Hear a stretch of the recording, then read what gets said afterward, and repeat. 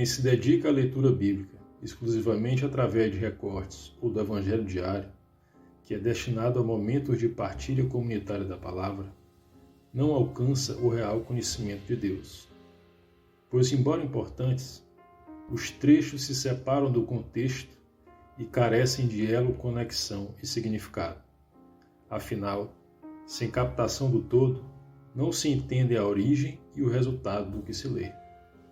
Sob outro aspecto, o contato apenas ao recorte acontece de forma ocasional, geralmente submetido à pressa, indisposição, desconcentração, distração, divisão de atenções e interesse parcial, cuja eficácia é no destinatário acidental, o qual raramente se encontra na frequência adequada à sua recepção, é sobremaneira inferior se comparada à efetividade operada naquele que reserva tempo, espaço, ânimo e disposição à leitura e à reflexão. Afinal, o substancial refinamento da palavra, nos moldes de músicas e artes de alta qualidade, que ao seu deleite demandam esvaziamento do espectador, não é devidamente apreciado de qualquer forma por mentes abarrotadas com pensamentos avulsos ou ansiosas pelo conteúdo seguinte a ser exibido nas pululantes telas de celular. Noutra ótica, além de insuficiente a percepção integral de Deus, a leitura de frações tangencia o olhar e as ações do leitor, que, a depender do caso, encontra um Cristo próspero e educador financeiro, ou então fraco, derrotado, subserviente e apático, que visualiza a misericórdia, mas não vê a justiça, pressupondo um Deus permissivo, despreocupando-se a obediência, ignorando o que em si deva ser corrigido, que vê o castigo, mas não vê a intenção educativa, presumindo assim um Deus vingativo e revoltando-se, que considera a obrigatoriedade do mandamento, mas não a sua finalidade de paz, amor e justiça, tornando-se amargurado e instável no que faz, ou vaidoso, exigente, legalista e julgador das ações alheias, esvaziando assim o espírito e a essência da lei divina, constrangendo pessoas e afastando-as com suas hipocrisias.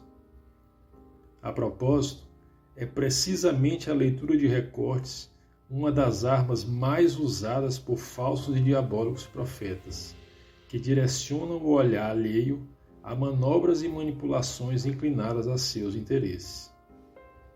Com efeito, o trecho da Escritura maliciosamente usado por Satanás para enviesar a análise de Jesus até poderia permitir que ele se lançasse do templo, mas o contexto da palavra, ao qual Jesus recorreu para atingir a plena vontade divina, não o autorizou.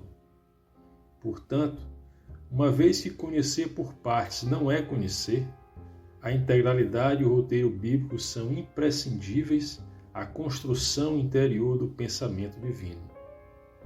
A exemplo de disciplinas que se sucedem na escola ou na faculdade, cada uma a seu tempo, com didáticas e lições ajustadas às fases do aluno. Ora, não se adquire o profissionalismo por mera apreensão de assuntos aleatórios de certo campo do conhecimento, tendo em conta ser indispensável o percurso por todas as suas fases, a fim de compreender sua totalidade. Não por acaso, o leigo é aquele que, ainda que algo conheça, não tem completa intelecção sobre determinada área, não coordena informações dispersas que recebe e não assimila o sentido absoluto e a lógica do funcionamento. Afinal, ele tudo belisca, mas de nada verdadeiramente se alimenta. Ao contrário, o profissional se alimenta com equilíbrio, conhece o todo, raciocina com coerência, produz soluções e ideias, percebe as raízes das circunstâncias, absorve os motivos, distingue os fatos, coaduna resultados, interpreta sistematicamente e prevê situações futuras. No mesmo sentido, os que escolhem o que e como ler da palavra permanecem no amadorismo terreno, enquanto aqueles que se dispõem a lê-la em sua íntegra conquistam o profissionalismo celeste. Pois aqueles não buscam a palavra, mas algo atinente às suas vontades, ouvindo apenas o que se assemelha ao que desejam acreditar e procurando nela as suas próprias ideias.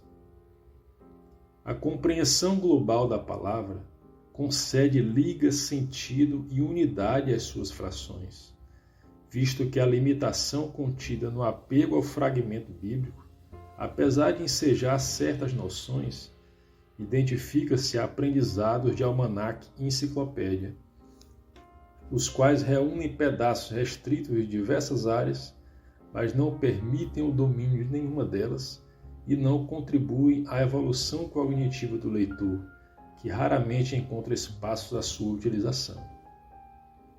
No outro cenário, por desconexão a linhas e entrelinhas do pensamento divino, apreendido a partir do contexto, as porções isoladas prejudicam o esclarecimento de dúvidas que porventura surjam em seu espírito, bem como a constância na execução dos mandamentos.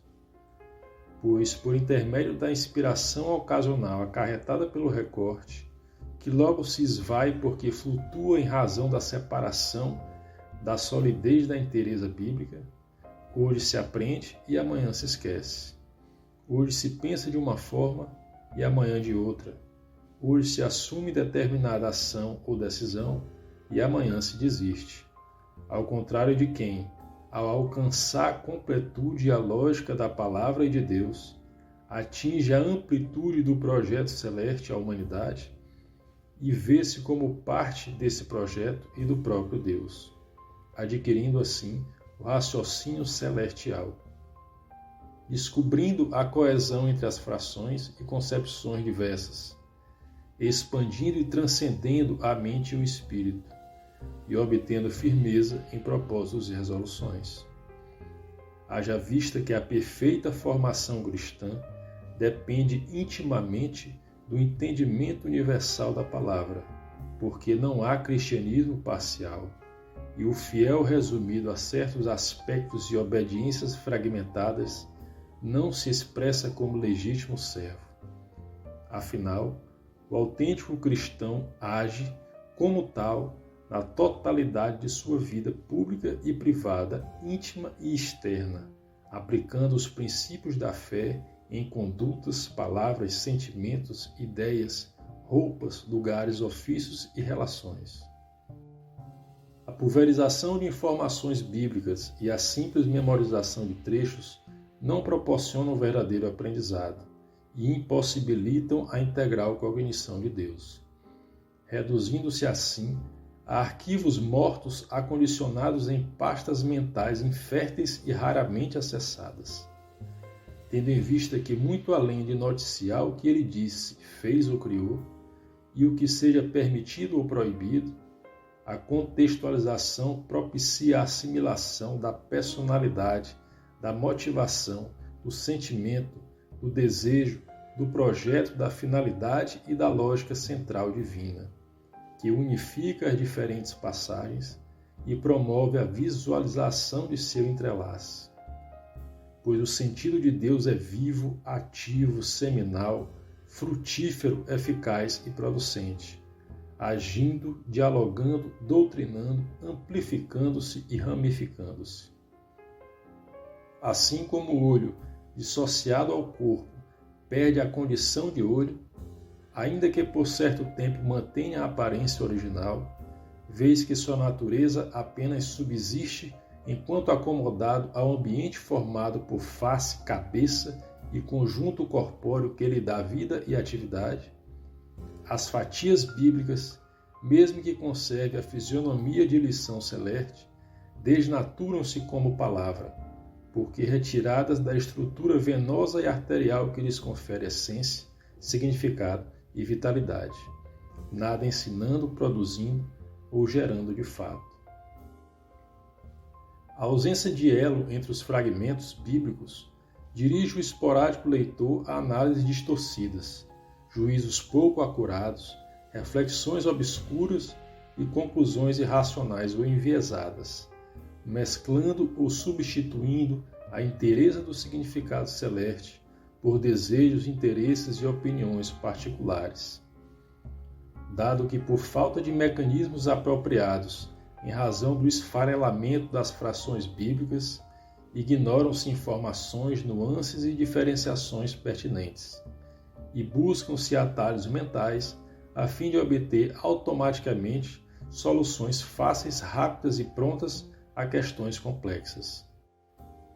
Desse modo, o leitor atua como um entusiasta em mecânica, que, embora saiba nomes e funções das peças de determinado motor, por carência de formação adequada, não consegue enxergar a lógica de seu funcionamento integral e é incapaz de montá-lo ou de sanar seus defeitos. O respeito equânime ao conteúdo e à forma pela qual a palavra se organiza, conforme a inspiração divina, dá acesso ao seu poder sobrenatural e incompreensível, mas real, cortante, vivo, penetrante e eficaz. Nessa perspectiva, por exemplo, a presença física de São Paulo era fraca, mas suas palavras tinham poder de conversão e cura, porque provenientes de Deus. Semelhantemente, São Francisco não possuía aparência atrativa, e seus discursos não eram tão expressivos, mas o público se embriagava ao ouvi-lo, pois neles havia uma força maior, oriunda do céu. Por sua vez, fisicamente, Jesus era um homem comum, o que talvez ajude a entender, a partir da lógica humana, a dificuldade de muitos em acreditar que aquele homem comum fosse filho de Deus. Apesar disso, sua fisionomia também compôs o projeto divino, a fim de que a palavra estivesse no centro da missão e não a imagem. Afinal, Jesus é a palavra encarnada.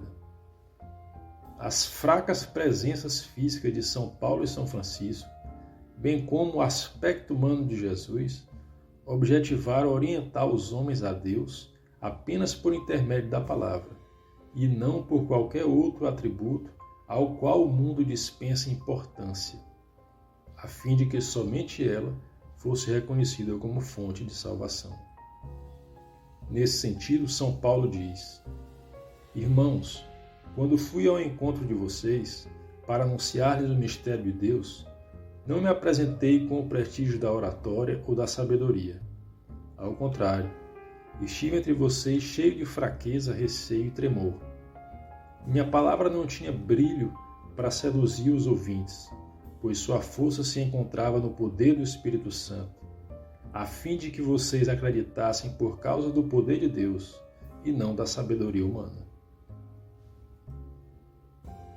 Efetivamente, os discípulos creram em Jesus porque nele visualizaram a palavra, apesar da sua figura, ao passo que fariseus, saduceus e doutores da lei, em virtude de suas injustiças, não a reconheceram nele e desconsideraram-no exatamente por sua aparência. Logo, impõe-se a assunção de que no conteúdo, na forma e na disposição bíblica há um poder invisível e transformador, ainda que não se perceba de imediato sua atuação.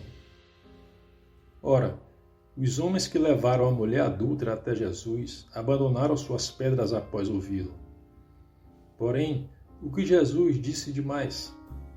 Ele não mandou que soltassem as pedras ou perdoassem a mulher, mas se limitou a dizer que as pedras deveriam ser atiradas por quem não tivesse pecado. Apesar disso, de sua boca certamente foi emanada uma força efetiva que, ao adentrar no ouvido daqueles homens, os paralisou. Provavelmente, o poder externo daquelas palavras tenha sido, naquele momento, maior que seu conteúdo, tendo em conta que apenas o conteúdo talvez não fosse capaz de demovê-los. Afinal, eles estavam dominados por ódio e soberba, e nesse estado dificilmente abdicariam de apedrejá-la. Na forma daquela frase, portanto, operou-se uma força superior que os confundiu a ponto de desistirem. Nesse sentido, diz a palavra: o dia transmite a mensagem ao outro dia, e a noite a outra noite. Sem fala e sem palavras, sem que sua voz seja ouvida, seu eco chega à terra inteira e sua linguagem alcança os confins do mundo. Por sinal, é plausível imaginar que aqueles homens tenham sido posteriormente convertidos quando o conteúdo das palavras de Jesus fez sentido a eles. Assim como em muitos casos, o poder invisível da palavra se manifesta quando por sua força externa ela é praticada mesmo sem o completo entendimento, atraindo-se em seguida a compreensão.